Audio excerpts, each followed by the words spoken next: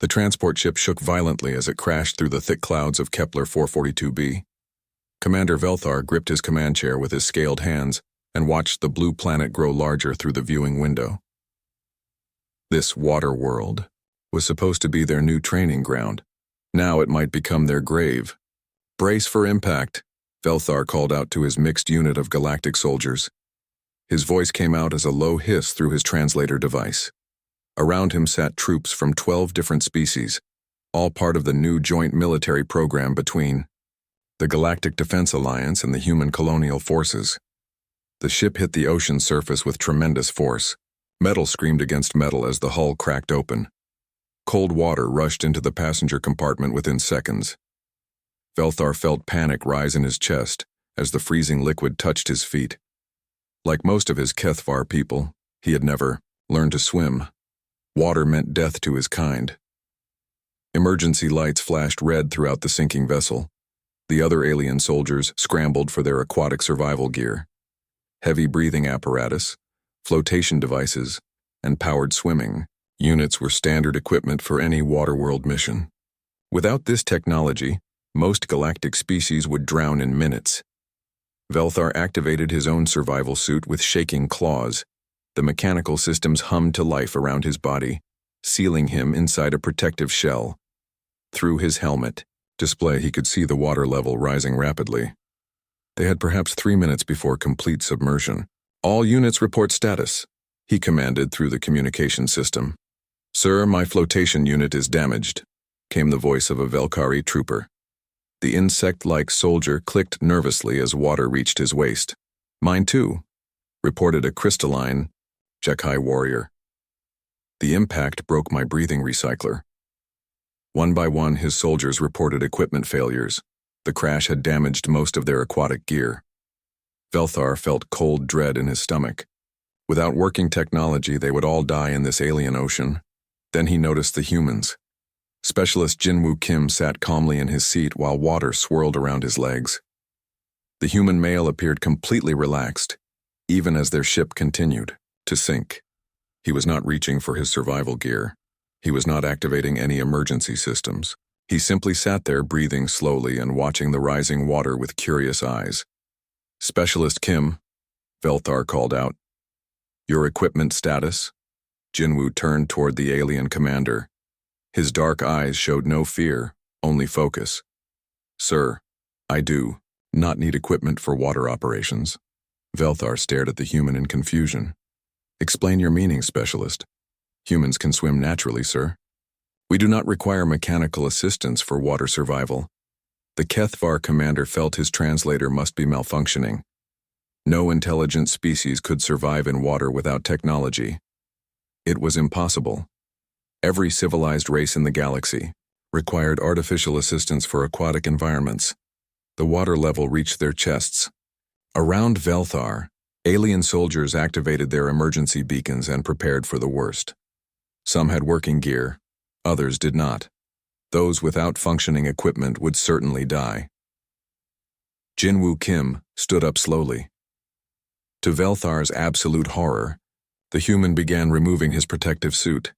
Piece by piece, the man stripped away every technological device that kept him alive in hostile environments. "Specialist Kim, what are you doing?" Velthar shouted.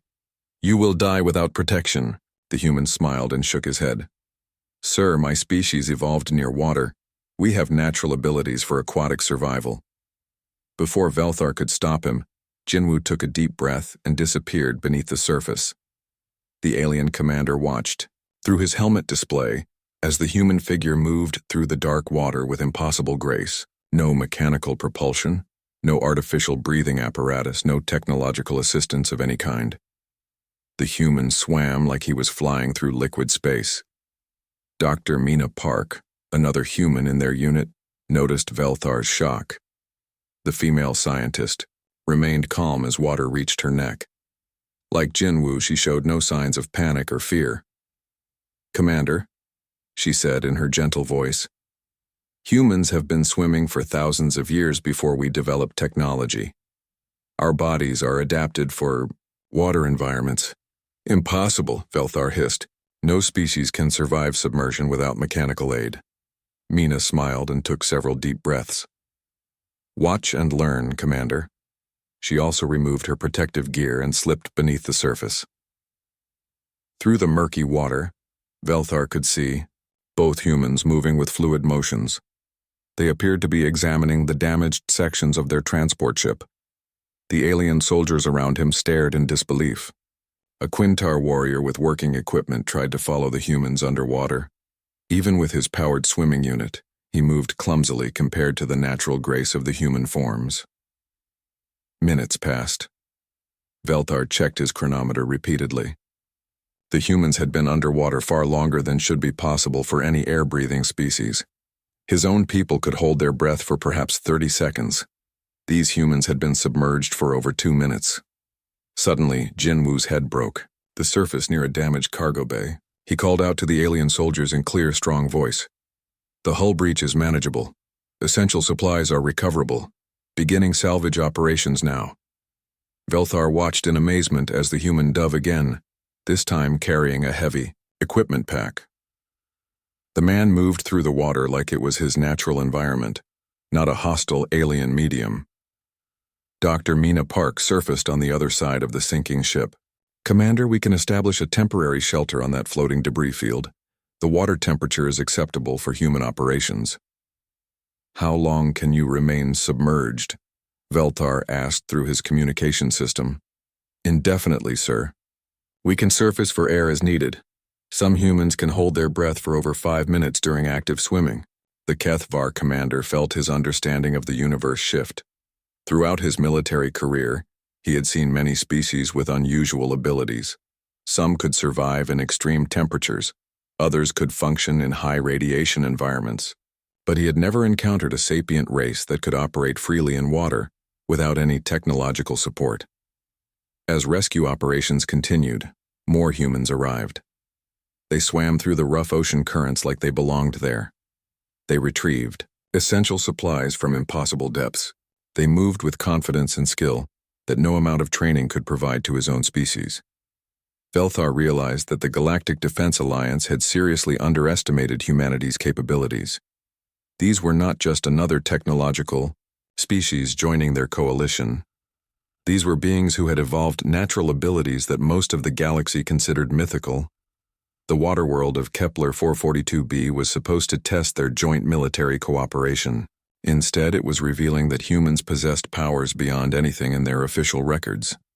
As Jinwoo Kim surfaced again with another load of recovered equipment, Velthar began to understand that this mission would change everything he thought he knew about human limitations.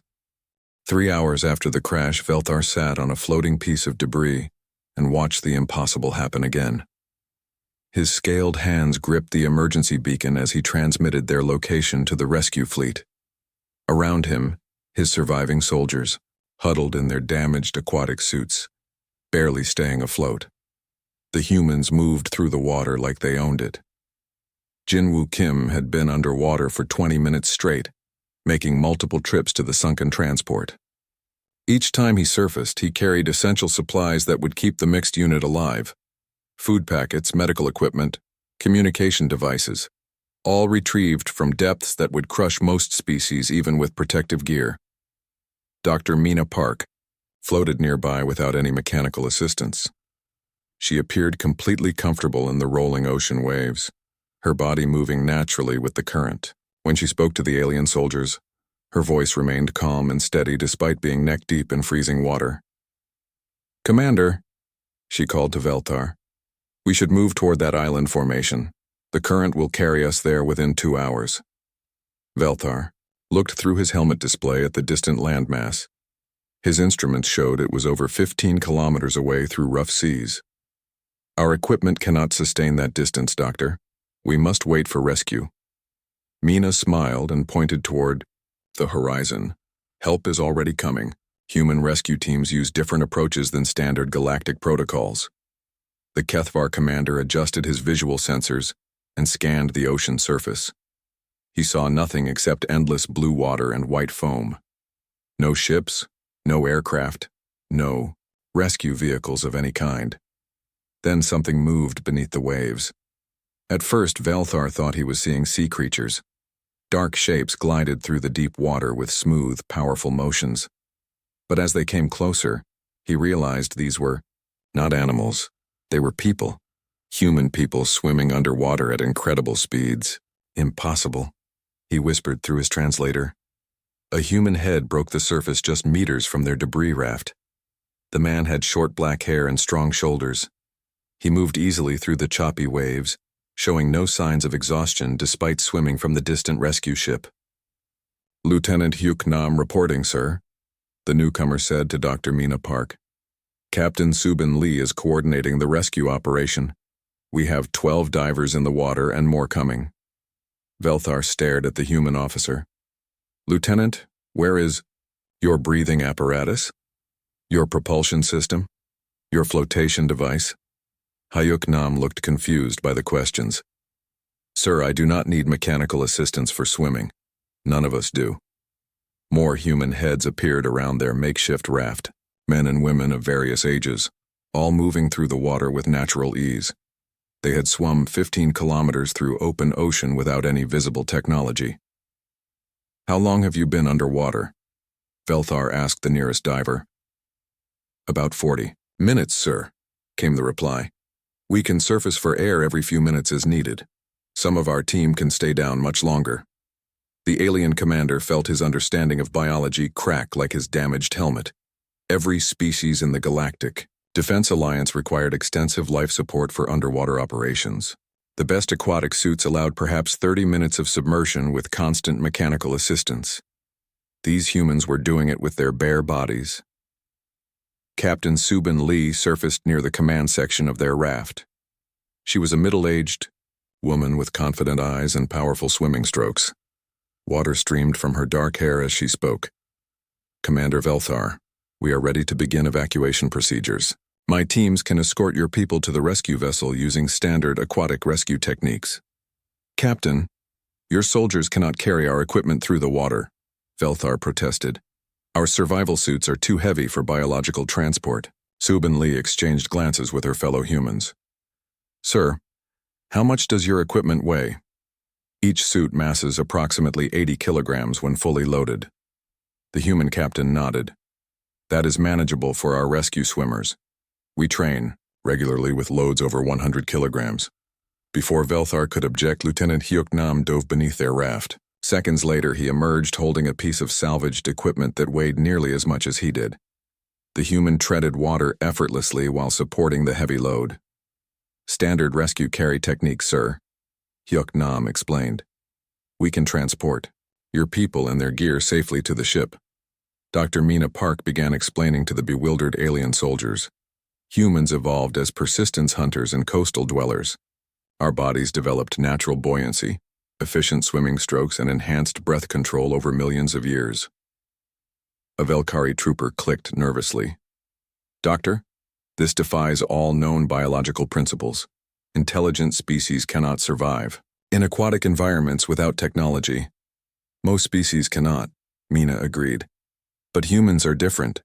We have subcutaneous fat for thermal regulation, webbed fingers and toes for propulsion, and enlarged lung capacity for extended breath. Holding, Velthar looked at his own clawed hands through his helmet. His people had evolved in dry cave systems. Water was their ancient enemy, something to be avoided or conquered with machines. The idea of voluntarily entering deep water seemed like madness. Yet here were dozens of humans treating the hostile ocean like a comfortable swimming pool. Captain Subin Lee organized her rescue teams with practiced efficiency. Nam, take the Kethavar commander. Park, assist with the Quintar soldiers. Everyone else, standard evacuation protocol.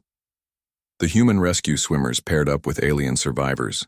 Each human took responsibility for one alien soldier and their equipment. What should have required a major technological rescue operation became a simple swimming exercise.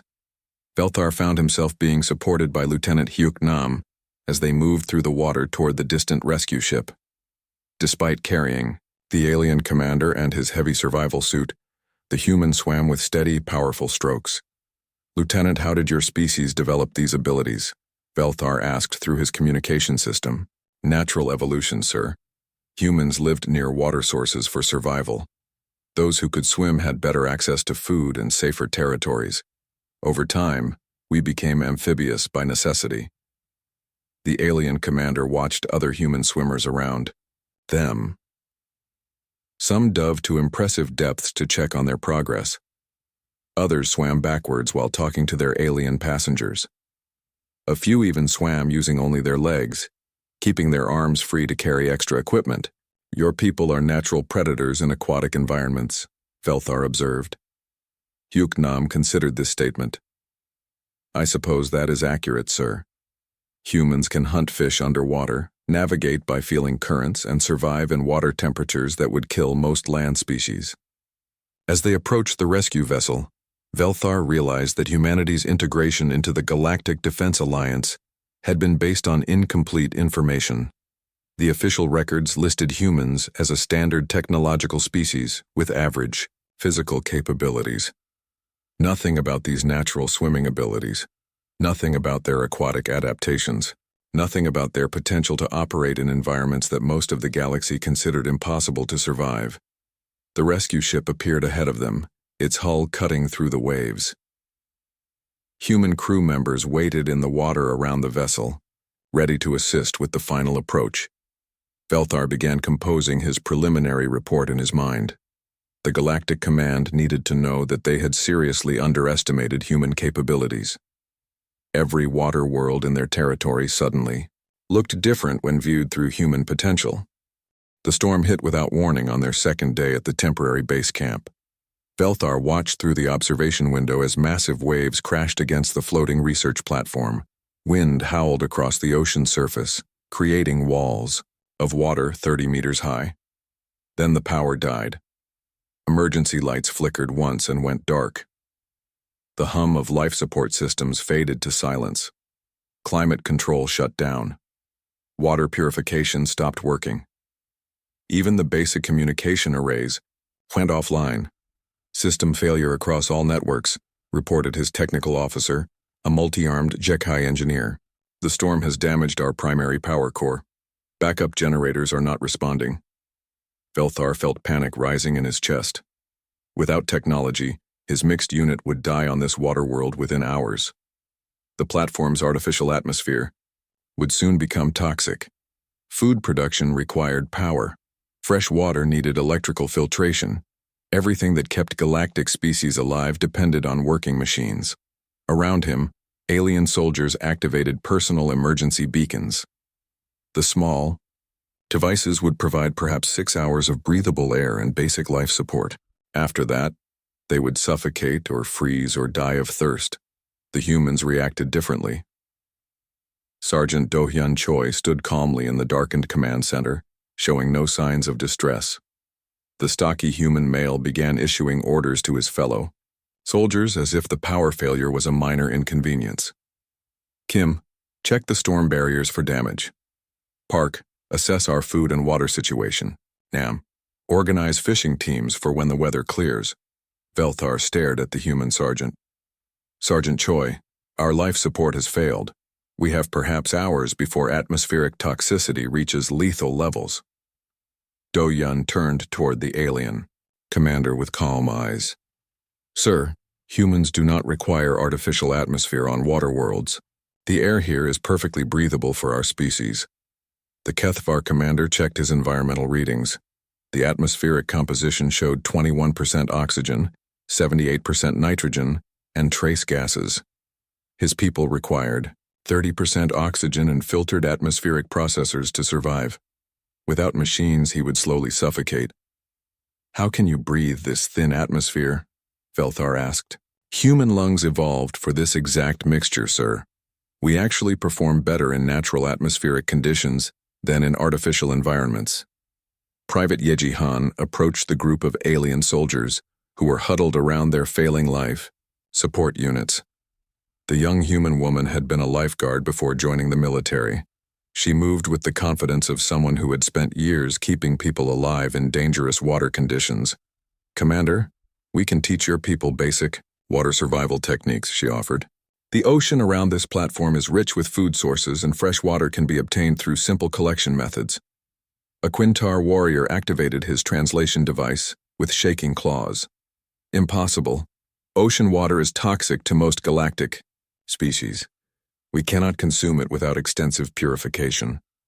Yeji smiled and walked to the platform edge where rain was falling heavily. She cupped her hands and collected the falling water, then drank it directly without any filtration or treatment.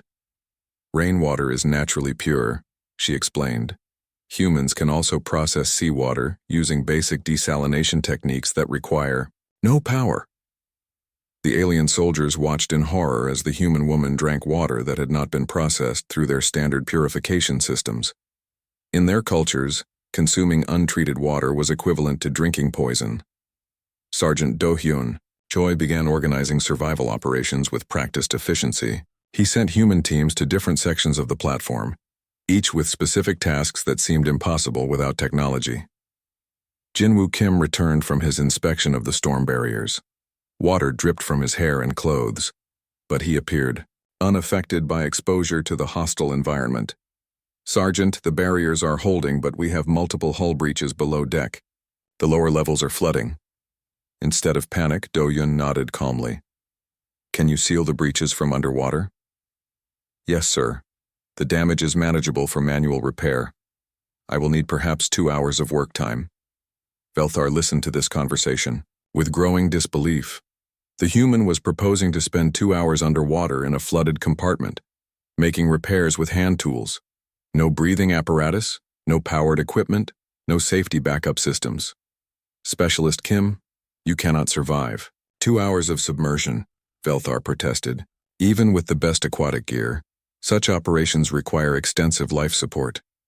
Jinwoo looked confused by the concern. Sir, 2 hours is well within normal human diving capability. I can surface for air every few minutes as needed. Dr. Mina, Park joined their group carrying an armload of equipment she had salvaged from the damaged sections. Unlike the aliens who could barely function without powered assistance, she moved easily through the emergency conditions. Commander, I have been analyzing the local ecosystem. This platform is surrounded by abundant food sources that humans can harvest and consume directly. She held up several specimens of sea vegetation and small marine creatures. These species are nutritionally compatible with human biology. We can maintain indefinite survival using only natural resources from the ocean. A Velkari trooper clicked nervously. Doctor, those organisms have not been processed through dietary safety protocols. Consuming unanalyzed biological matter could cause toxic reactions or death. Mina took a bite of the raw sea vegetation without hesitation. Human digestive systems evolved to process a wide variety of organic materials. We can safely consume most aquatic plant and animal life after basic preparation. The alien soldiers stared as she ate what they considered potentially lethal biological hazards. Their own species required carefully processed nutritional supplements and sterile food preparation to avoid poisoning. As the storm continued to rage outside, the humans began implementing survival strategies that required no technology whatsoever. They collected rainwater in improvised containers. They prepared fishing equipment using salvaged materials. They organized shelter areas using nothing but manual labor and basic tools. Private Yeji Han demonstrated water safety techniques to the terrified alien soldiers. She showed them how to float without mechanical assistance, how to signal for help using body movements, and how to remain calm in emergency water conditions. Most of the aliens could not even attempt these techniques. Their body density caused them to sink immediately. Their respiratory systems could not function during water immersion. Their muscle structure was not adapted for swimming motions. Your species are natural survivors, Velthar observed as he watched the humans work. You require no technological support for basic life functions. Sergeant Do-hyun Choi paused in his equipment organizing. Sir, humans lived without advanced technology for thousands of years.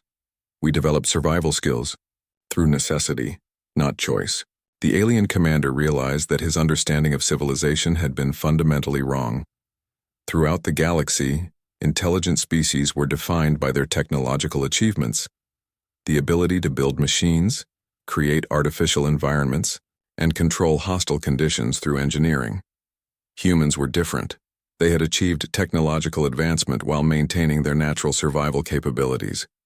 They could function as both a spacefaring civilization and as primitive survivors depending on circumstances. As night fell over the storm-lashed platform, Velthar watched his human soldiers maintaining their equipment, organizing resources, and preparing for extended survival operations. They showed no signs of stress or fear despite the complete failure of all technological systems. The alien soldiers huddled around their dwindling power cells, counting down the hours until their life support would fail completely. Meanwhile, the humans were planning fishing expeditions and freshwater collection for the following day. Velthar began to understand that humanity represented something unique in galactic civilization. They were not just another technological species that had learned to build machines. They were technological beings who had never lost their connection to natural survival. When the rescue fleet finally arrived, they would find the alien soldiers, barely alive in their emergency shelters. But they would find the humans thriving in conditions that most of the galaxy considered unsurvivable. The rescue fleet arrived on the third day after the storm. Velthar watched from the damaged platform as massive galactic cruisers descended through the clearing clouds. Their sleek hulls gleamed with advanced technology that could reshape planets and control star systems. But it was the small human vessels that caught his attention. Instead of landing on the platform, the human ships settled directly onto the ocean surface like they belonged there. Velthar had never seen spacecraft designed to float on water. Most galactic vessels would sink immediately if they touched liquid surfaces. The human ships opened their hulls and released teams of swimmers who moved through the waves toward the platform. No transport boats, no mechanical carriers, no artificial bridges across the water. Just people swimming through the ocean like it was a highway. Dr. Tai-Hoon Kang emerged from the lead vessel and climbed onto the platform without any assistance. The human scientist was completely dry despite swimming several hundred meters through open water. His clothes appeared to be designed for aquatic operations rather than standard space travel. "Commander Velthar," Dr. Kang said as he approached the alien leader, "I am here to conduct a full assessment of human performance during this emergency. The Galactic Defense Alliance has requested comprehensive data on our operational capabilities." Velthar looked at the human scientist with new understanding. This was not a rescue mission. This was a research expedition. The galactic leadership had sent experts to study what had happened during the past 3 days. "Doctor, your people have demonstrated abilities that challenge our fundamental understanding of intelligent species," Velthar admitted. "My preliminary reports have caused significant concern at Galactic Command." Dr. Kang nodded and activated a recording device. "Commander, I would like to present you with detailed information about human evolution and biological capabilities. This data should help explain what you have observed." The human scientist projected holographic displays that showed the evolutionary history of humanity. Velthar watched in fascination as primitive human ancestors moved from forests to coastal environments millions of years ago. "Humans developed as semi-aquatic hunters," Dr. Kang explained. "We evolved specialized adaptations for underwater hunting, long-distance swimming, and deep diving. These abilities remained active in our gene pool even as we developed advanced technology." The holographic display showed human anatomy in detail. Velthar could see the biological features that made aquatic survival possible. Enlarged lung capacity, efficient oxygen processing, subcutaneous fat layers for thermal protection, and muscle structures optimized for swimming. "Your species maintained survival capabilities while advancing technologically," Velthar observed. "Most galactic races lose their natural abilities when they develop machine dependence. Humans are unusual in that regard." Dr. Kang agreed. "We kept our ancestral skills because they provided survival advantages, even in technological societies." A new ship approached the platform, larger than the others, and bearing military insignia. Admiral Soyoung Jang stepped directly from the vessel into the water and swam to the platform edge. She pulled herself up using only arm strength, water streaming from her dark uniform. Velthar stared at the human admiral. She had just exited a military spacecraft directly into the ocean without any protective equipment. Her casual treatment of what galactic species considered a lethal environment was beyond his comprehension. "Admiral Jang," Dr. Kang said with respect.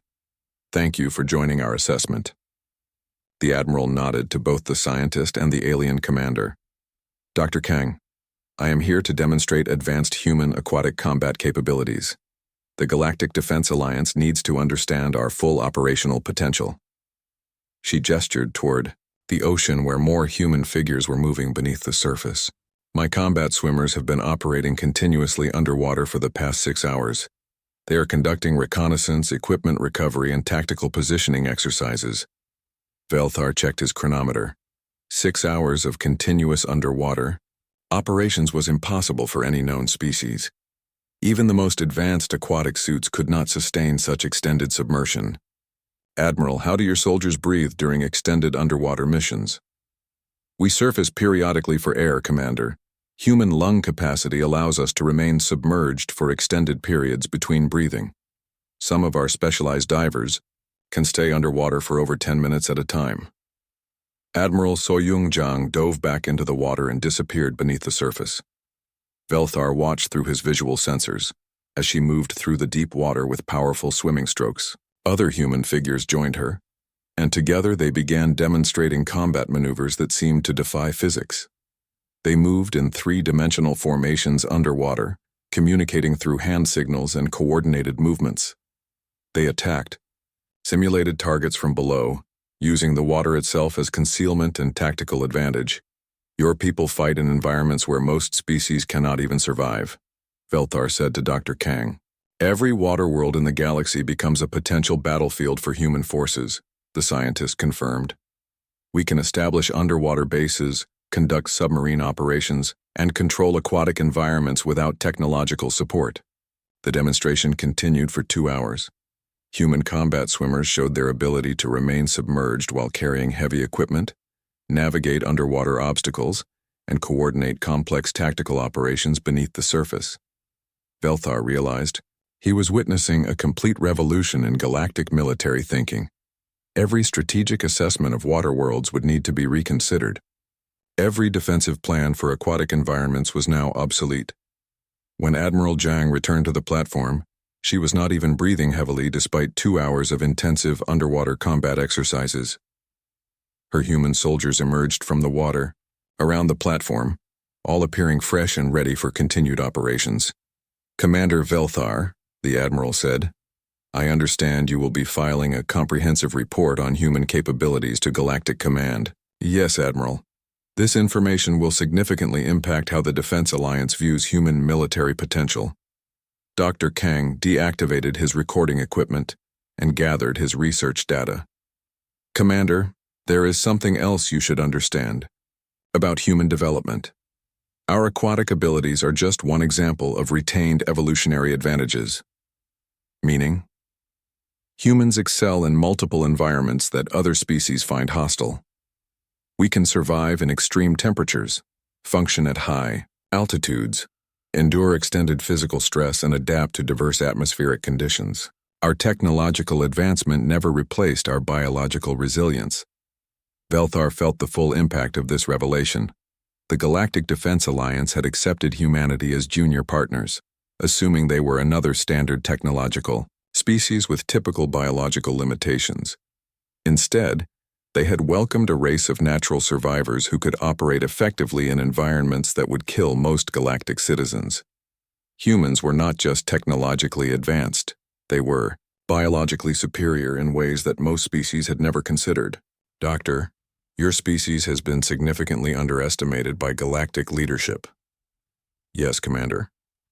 But that was intentional on our part. Humans prefer to be underestimated rather than feared. We have learned that other species react poorly when they feel threatened by human capabilities." As the rescue fleet prepared to depart, Velthar watched human crews swimming between vessels, conducting maintenance operations underwater, and organizing equipment transfers through the ocean. Activities that would require massive technological support for any other species were routine operations for humans. Admiral Jang approached him one final time before departure.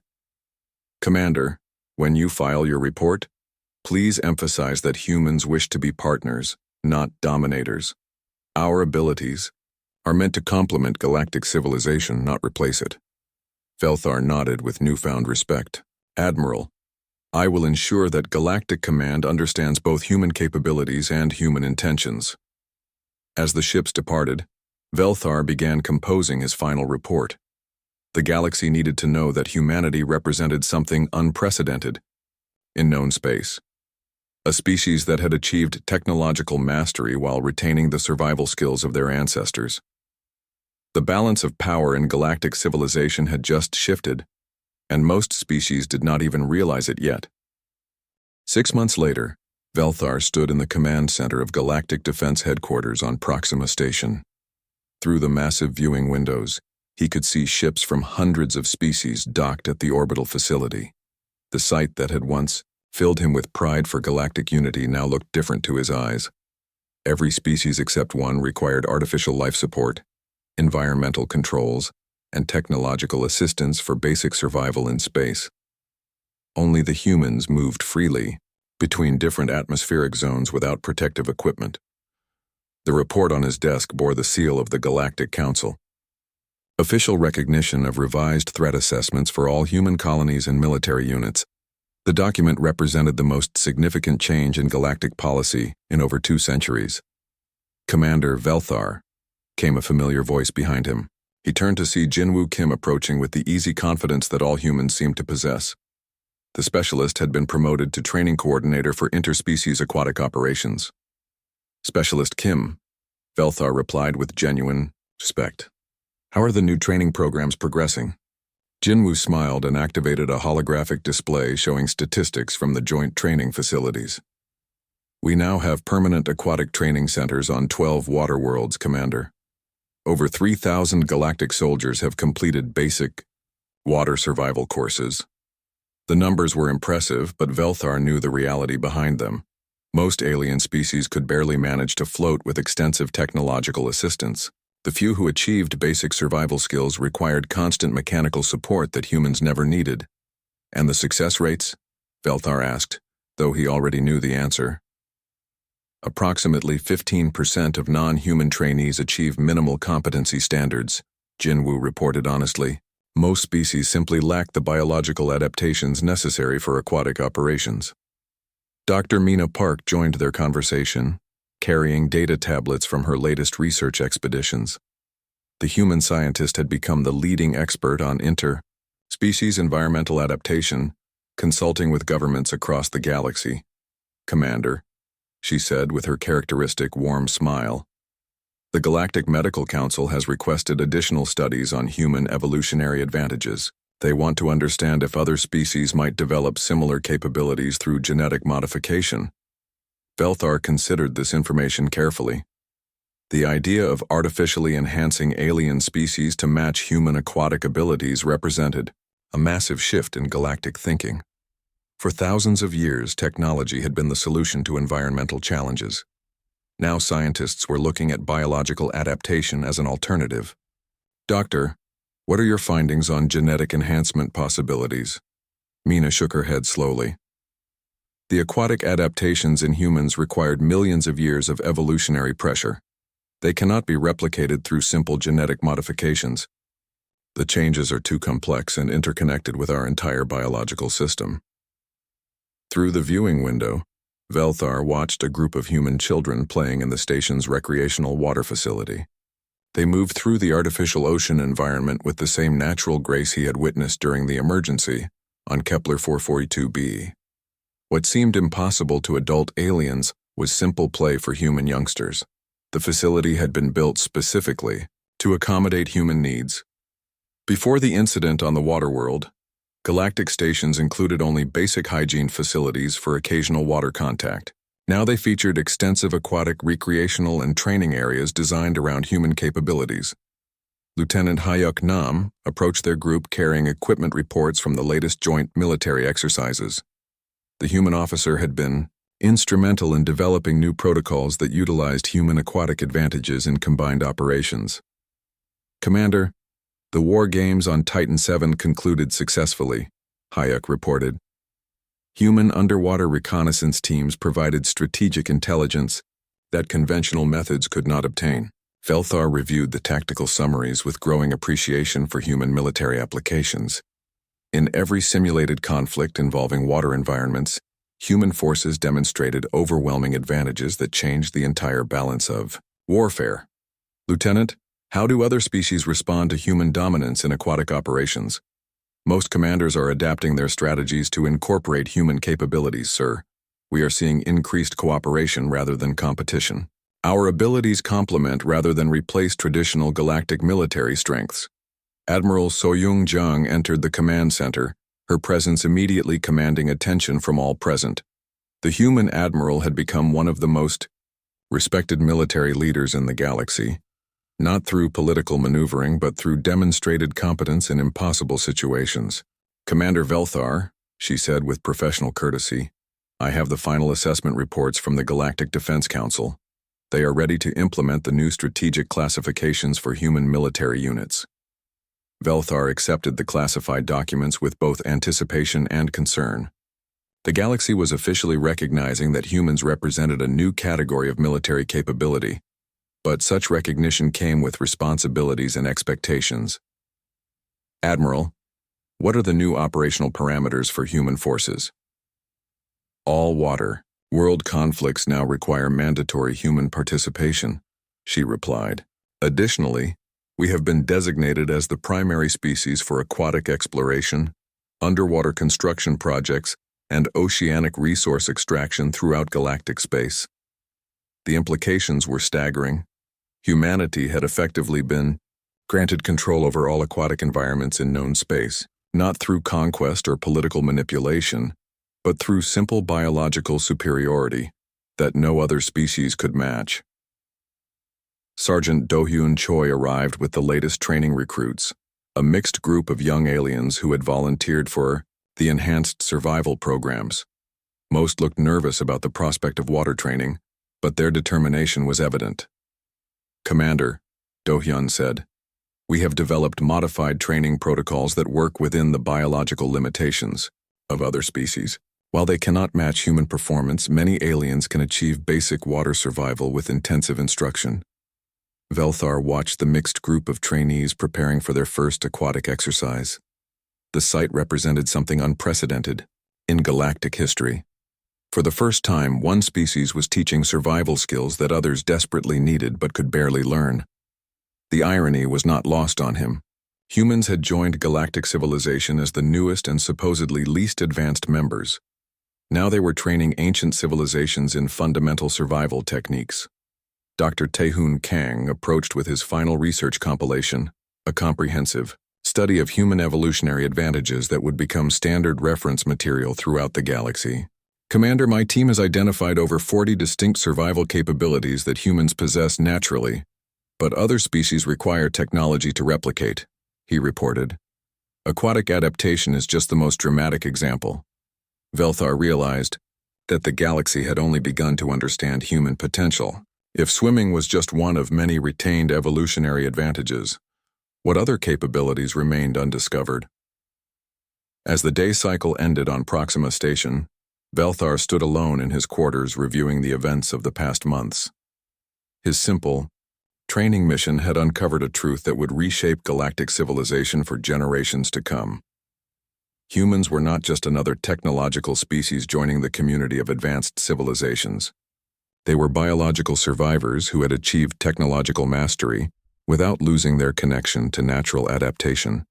They represented the successful fusion of primitive capability and advanced intelligence. The emergency beacon on his desk chimed softly, indicating another water-world crisis requiring immediate human intervention. Velthar smiled as he forwarded the mission parameters to Admiral Jang's office. The galaxy had learned to depend on human capabilities that had once seemed impossible. Outside his window, human families moved freely through the station's aquatic zones, their children learning to swim before they could walk properly on land. Future generations would grow up knowing that humans controlled the oceans of space, not through superior weapons or advanced technology, but through the simple biological gift of being able to breathe, move, and survive in environments where others could only visit with machines. The galaxy had gained powerful allies in humanity. More importantly, They had gained teachers who could show them that sometimes the most advanced solution was the most natural one. Velthar filed his final report with a sense of completion. The universe was a larger, more diverse place than any of them had imagined, and humans had proven that intelligence and adaptability could coexist in ways that defied conventional understanding. The age of human integration had begun, and the galaxy would never be the same.